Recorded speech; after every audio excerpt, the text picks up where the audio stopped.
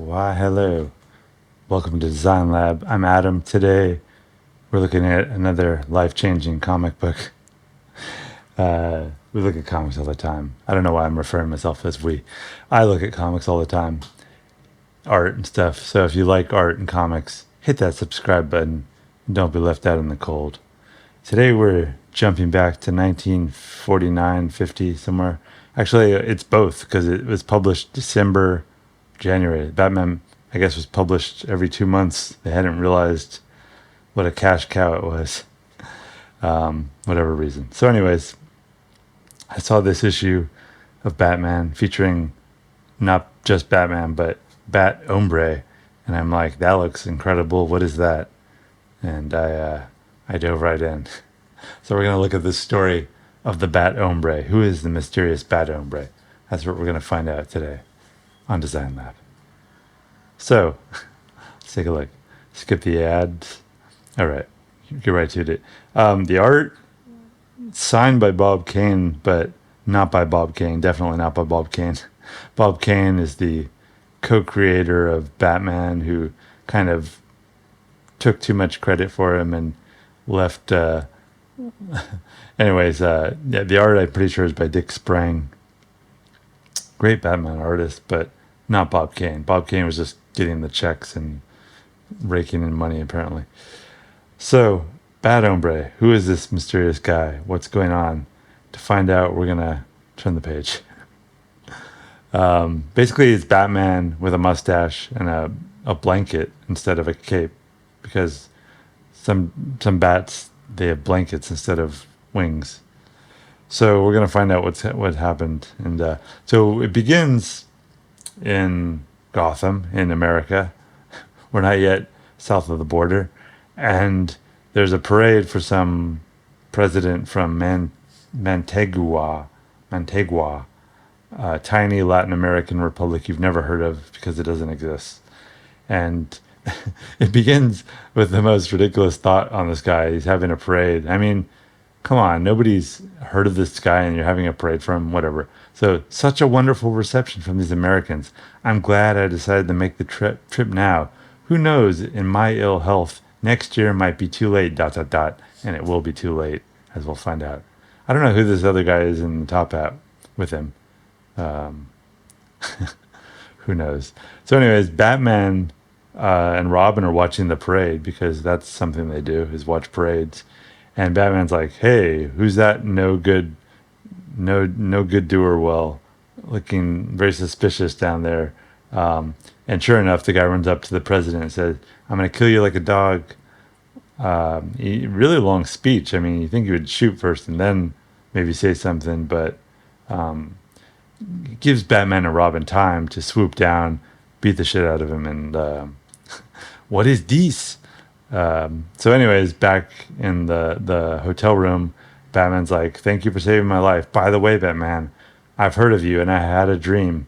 My dream is that you'll come down to my country and save us from this mad guy this criminal who collects jewels, and he's like a pirate.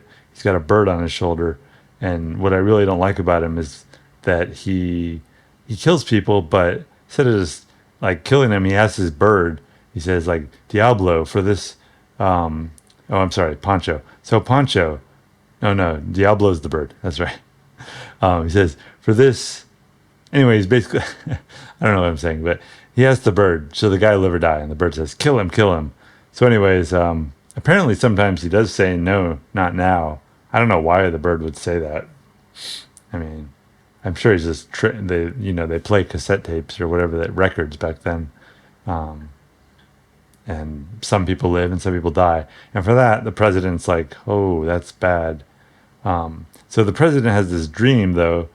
He literally had a dream in which he saw a picture of Batman in the newspaper, and he said like, what if we like give him a blanket and he solves crime for us? Look at this knife, by the way. Cool knife. Like, that's a very pirate-looking knife. So these guys down there are very pirate-themed, apparently, even though they just live out in the desert. So the president's like, Batman, come on, just come down to my country that you've never heard of and help us a little and train somebody because we're failing and we need help.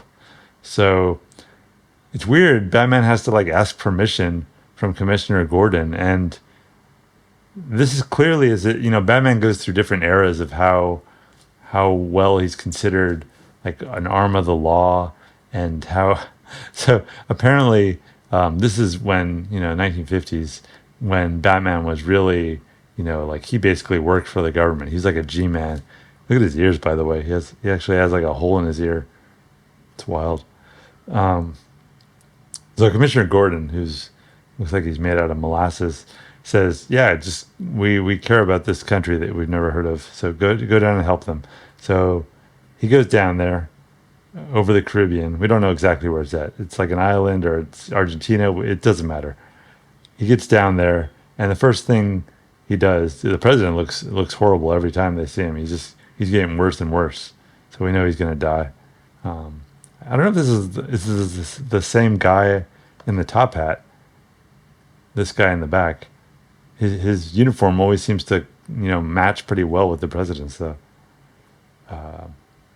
Anyways, the first thing Batman does, they don't have cars in Mexico, or not Mexico. They're not in Mexico, in South America. No, I don't know if they're in like an island or in South America, but the point is they have horses, and the horses it looks almost like they're color themed, like they painted the horse to match. Like the first thing they get there is like, Batman, we're ready for you. We've got these horses, and the first thing Batman wants to do is find a cave, and the cave is strange because it looks enormous compared to the size of this like farm up here, but it's just, I think they're giants and the farm's really tiny. It's like an ant farm, but it's abandoned. So that's one thing. And then they have a horse that they're going to put a mask over so he can't see. So he's kind of blind, but he'll at least look cool. President wants to says like, Batman, you gotta kill these guys, and because otherwise, narco trafficking and human trafficking, and it's a lot of traffic. So you got to kill him with a gun or knife. And Batman's like, we don't do that in America. I mean, I don't. Batman, he says, but what we do is whip people. So I'm borrowing this whip from Wonder Woman, and Batman demonstrates, with a whip you can swing through the trees. It's amazing. Amazing, the president says twice. And then I like how they're interviewing. They start interviewing new Batman people behind glass. Why is there glass between them? I have no idea. It's very strange. So, anyways, this guy can't even do 50 pull-ups. I mean, come on, you're gonna be Batman and you can't do 50 pull-ups. This guy's good with a whip, but he's horrible as a detective. So basically, all these guys want to be Batman. I don't know why, but they have Death Wish, but then finally, some badass shows up. He's like, "Hey, look at me on this rope," and he's like, "Cool. Looks like we found our dude. He's amazing. He's wonderful. Blah blah blah." They give him the cave, and then right away though, big disappointment for me.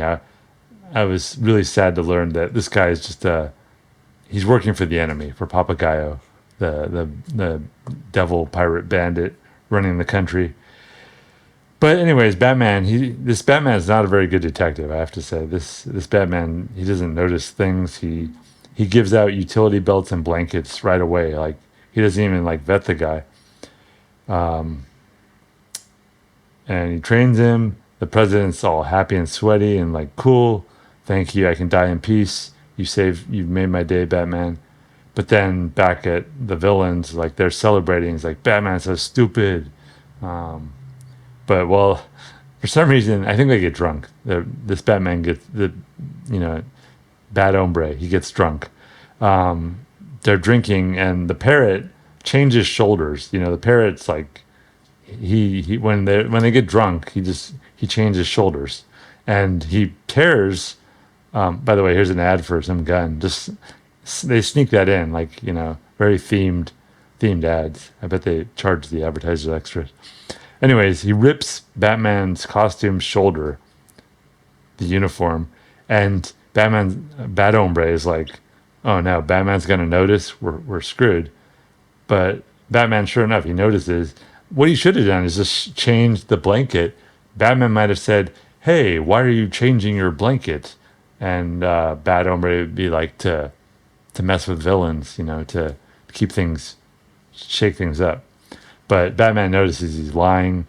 He grabs his whip and he's like, he just basically tells them, We know you've been hanging out with parrots, Lewis."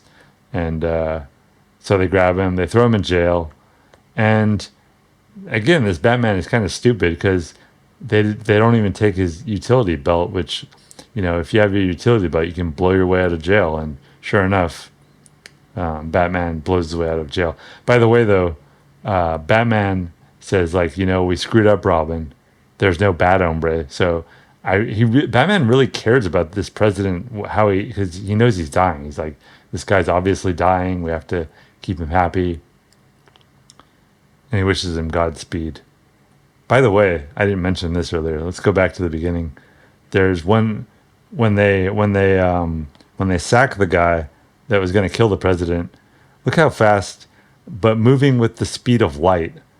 Batman moves at the speed of light. That's incredible. He's like a photon. Anyways, back to where were we? Godspeed. Godspeed, Mr. President. So Batman he's using like a Mexican or a Spanish accent. "Before I leave to capture El Papagayo, I thought I'd pay my. I'm gonna not use that offensive voice. At last, Bat-Hombre, Godspeed." So they go to Papagayo, the villain, and there's a fight scene on the edge of a cliff. Somebody dies, and Robin's like, Batman, is that you?" I mean, Papagayo, the Lewis guy should have said yes just to mess with Robin as he's dying. But we gotta face it, Batman killed this guy. That's funny, right? There's a bird that just landed right there. I scared it off. Someone's falling. Is it Batman? What do you guys think, readers? Is it Batman? This is a pretty cool silhouette. This looks almost like this could be like a 1970s, like a Neil Adams Batman or something. It looks very much more modern. But anyways, Robin's like he's shaking. He doesn't know if Batman's dead or if he's gonna have to fight Bat-Hombre. But it's Bat-Hombre cannot fake an American accent, and they get captured though because they're not very good at anything. Let's think about how they messed up in this. They picked the wrong guy. They went to fight in this country that they should have just like sent some like kit on how to start a Batman society, and they leave him the utility belt. They did, I give him that they did notice that the parrot marks were on his shoulder, but overall, this Batman is not very competent. He does get an idea though, which is a weird sort of plan, but he's like, we're screwed. I don't know why they don't just fight their way out or sneak out or something, but instead of that, they find this plant, and the plant has berries. Batman throws the berries at the parrot. They're not suspicious because these thugs are really dumb, but I would be suspicious. I mean, I wouldn't let a stranger feed my parrot.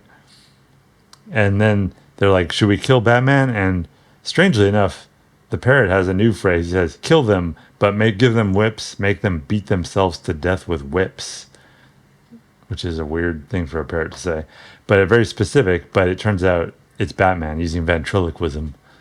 So they get the whips, and with the whips, they're able to sneak up into the trees and just basically kick ass. And they win, and nobody notices that it's not really that it's really the Bat-Hombre. And basically, they leave the country because there's no other crime ever again in the country, and that's the end.